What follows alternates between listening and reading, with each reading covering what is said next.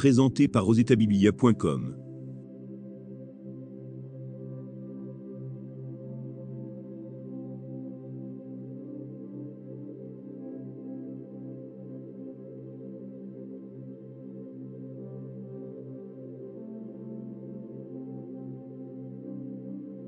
Ruth. 1. Du temps des juges, il y eut une famine dans le pays. Un homme de Bethléem de Juda partit, avec sa femme et ses 2 fils, pour faire un séjour dans le pays de Moab. Le nom de cet homme était Élimélec, celui de sa femme Naomi, et ses 2 fils s'appelaient Machlon et Kiljon. Ils étaient Éphratiens, de Bethléem de Juda. Arrivés au pays de Moab, ils y fixèrent leur demeure. Élimélec, mari de Naomi, mourut, et elle resta avec ses 2 fils. Ils prirent des femmes moabites, dont l'une se nommait Orpa, et l'autre Ruth, et ils habitèrent là environ 10 ans. Machlon et Kiljon moururent aussi tous les 2, et Naomi resta privée de ses 2 fils, et de son mari. Puis elle se leva, elle et ses belles-filles, afin de quitter le pays de Moab, car elle apprit au pays de Moab, que l'Éternel avait visité son peuple, et lui avait donné du pain. Elle sortit du lieu qu'elle habitait, accompagnée de ses 2 belles-filles, et elle se mit en route, pour retourner dans le pays de Juda.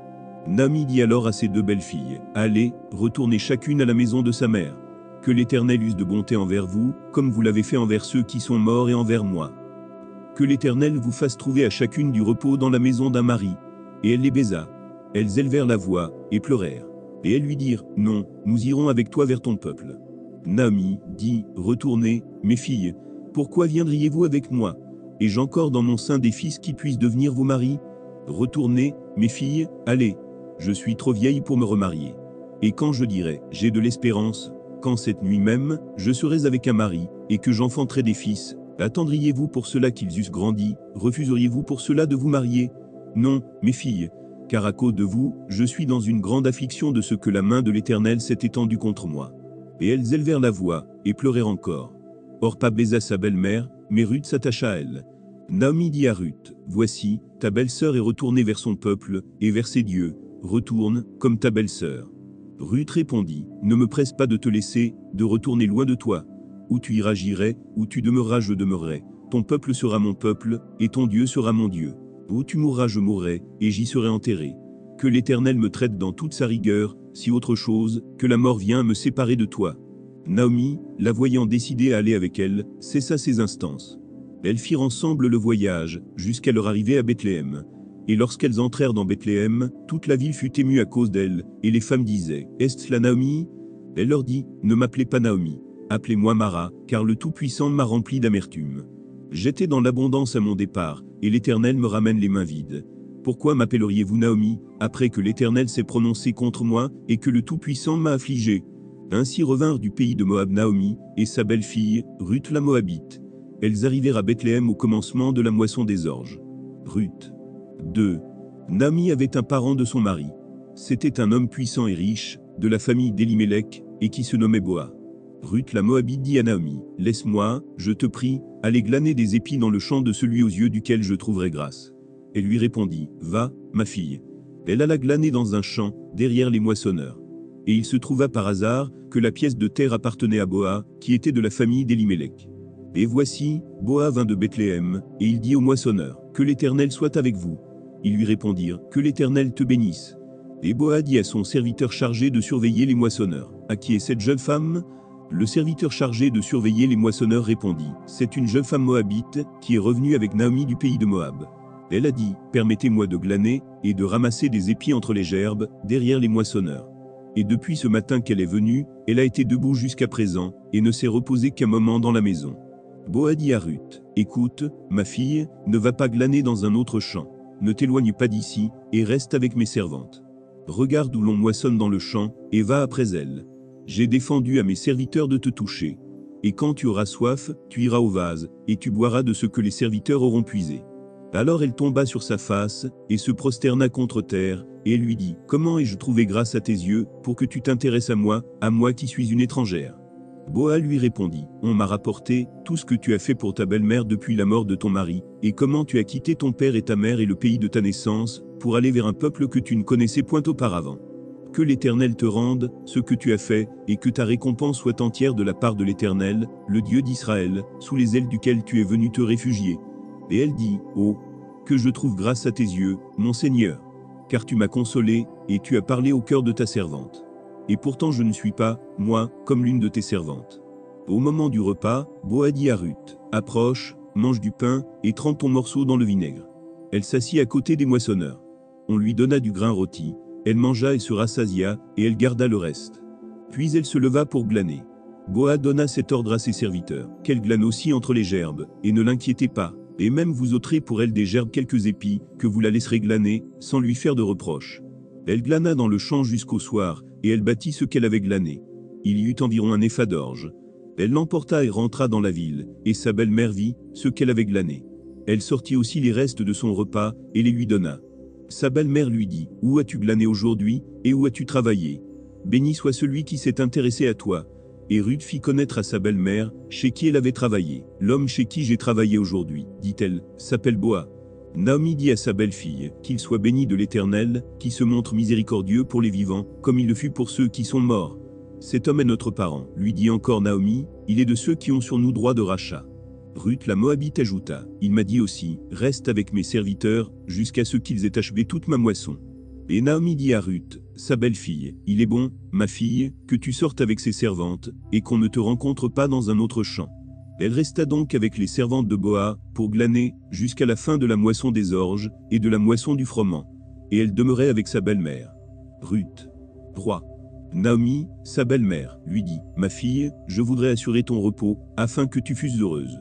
Et maintenant Boaz, avec les servantes duquel tu as été, n'est-il pas notre parent? Voici, il doit vanner cette nuit, les orges qui sont dans l'air. Lave-toi et oins-toi, puis remets tes habits, et descends à l'air. Tu ne te feras pas connaître à lui, jusqu'à ce qu'il ait achevé de manger et de boire. Et quand il ira se coucher, observe le lieu où il se couche. Ensuite va, découvre ses pieds, et couche-toi. Il te dira lui-même ce que tu as à faire. Elle lui répondit, je ferai tout ce que tu as dit. Elle descendit à l'air, et fit tout ce qu'avait ordonné sa belle-mère. Boaz mangea et but, et son cœur était joyeux. Il alla se coucher à l'extrémité d'un tas de gerbes. Ruth vint alors tout doucement, découvrit ses pieds, et se coucha. Au milieu de la nuit, cet homme eut une frayeur. Il se pencha, et voici, une femme était couchée à ses pieds. Il dit, qui es-tu? Elle répondit, je suis Ruth, ta servante. Étends ton aile sur ta servante, car tu as droit de rachat. Et il dit, sois bénie de l'Éternel, ma fille. Ce dernier trait témoigne encore plus en ta faveur que le premier, car tu n'as pas recherché des jeunes gens, pauvres ou riches. Maintenant, ma fille, ne crains point, je ferai pour toi tout ce que tu diras, car toute la porte de mon peuple sait que tu es une femme vertueuse. Il est bien vrai que j'ai droit de rachat, mais il en existe un autre plus proche que moi. Passe ici la nuit. Et demain, s'il veut user envers toi du droit de rachat, à la bonne heure, qu'il le fasse. Mais s'il ne lui plaît pas d'en user envers toi, j'en userai, moi, l'Éternel est vivant. Reste couché jusqu'au matin. Elle resta couchée à ses pieds jusqu'au matin, et elle se leva, avant qu'on pût se reconnaître l'un l'autre. Boaz dit, qu'on ne sache pas qu'une femme est entrée dans l'air. Et il ajouta, donne le manteau qui est sur toi, et tiens-le. Elle le tint, et il mesura 6 mesures d'orge, qu'il chargea sur elle. Puis il rentra dans la ville. Ruth revint auprès de sa belle-mère, et Naomi dit, est-ce toi, ma fille? Ruth lui raconta tout ce que cet homme avait fait pour elle. Elle dit, il m'a donné ces 6 mesures d'orge, en disant, tu ne retourneras pas à vide vers ta belle-mère. Et Naomi dit, sois tranquille, ma fille, jusqu'à ce que tu saches comment finira la chose, car cet homme ne se donnera point de repos, qu'il n'ait terminé cette affaire aujourd'hui. Ruth. 4. Boaz monta à la porte, et s'y arrêta. Or voici, celui qui avait droit de rachat, et dont Boaz avait parlé, vint à passer. Boaz lui dit, approche, reste ici, pointe-t-elle. Et il s'approcha, et s'arrêta. Boaz prit alors 10 hommes parmi les anciens de la ville, et il dit, asseyez-vous ici. Et ils s'assirent. Puis il dit à celui qui avait le droit de rachat, Naomi, revenue du pays de Moab, a vendu la pièce de terre, qui appartenait à notre frère Élimélec. J'ai cru devoir t'en informer, et te dire, à qui est là, en présence des habitants, et en présence des anciens de mon peuple. Si tu veux racheter, rachète, mais si tu ne veux pas, déclare-le-moi, afin que je le sache. Car il n'y a personne, avant toi qui ait le droit de rachat, et je l'ai après toi. Et il répondit, je rachèterai. Boaz dit, le jour où tu acquerras le champ de la main de Naomi, tu l'acquerras en même temps de Ruth la Moabite, femme du défunt, pour relever le nom du défunt dans son héritage. Et celui qui avait le droit de rachat répondit, je ne puis pas racheter pour mon compte, crainte de détruire mon héritage. Prends pour toi mon droit de rachat, car je ne puis pas racheter. Autrefois en Israël, pour valider une affaire quelconque relative à un rachat ou à un échange, l'un ôtait son soulier et le donnait à l'autre. Cela servait de témoignage en Israël. Celui qui avait le droit de rachat dit donc à Boa, « Acquiers pour ton compte ?» Et il ôta son soulier. Alors Boa dit aux anciens et à tout le peuple, « Vous êtes témoins aujourd'hui que j'ai acquis de la main de Naomi tout ce qui appartenait à Elimelech, à Kiljon et à Maclon, et que je me suis également acquis pour femme Ruth la Moabite, femme de Maclon, pour relever le nom du défunt dans son héritage, et afin que le nom du défunt ne soit point retranché d'entre ses frères, et de la porte de son lieu. Vous en êtes témoins aujourd'hui. » Tout le peuple qui était à la porte et les anciens dirent, « Nous en sommes témoins. Que l'Éternel rende la femme qui entre dans ta maison semblable à Rachel et à Léa, qui toutes les deux ont bâti la maison d'Israël. Manifeste ta force dans Éphrata, et fais-toi un nom dans Bethléem. Puisse la postérité que l'Éternel te donnera, par cette jeune femme rendre ta maison semblable à la maison de Pérez, qui fut enfantée à Juda par Tamar. » Boa prit Ruth, qui devint sa femme, et il alla vers elle. L'Éternel permit à Ruth de concevoir, et elle enfanta un fils. Les femmes dirent à Naomi, « Béni soit l'Éternel, qui ne t'a point laissé manquer aujourd'hui d'un homme ayant droit de rachat, et dont le nom sera célébré en Israël. Cet enfant restaurera ton âme, et sera le soutien de ta vieillesse. Car ta belle-fille, qui t'aime, l'a enfanté, elle qui vaut mieux pour toi que 7 fils. » Naomi prit l'enfant et le mit sur son sein, et elle fut sa garde. Les voisines lui donnèrent un nom, en disant, « Un fils est né à Naomi. » Et elle l'appelait Robé. Ce fut le père d'Isaïe, père de David. Voici la postérité de Pérez. Pérez engendra Etzron. Etzron engendra Ram. Ram engendra Aminadab. Aminadab engendra Nachshon. Nachshon engendra Salmon. Salmon engendra Boa. Boa engendra Obé. Obé engendra Isaïe. Et Isaïe engendra David.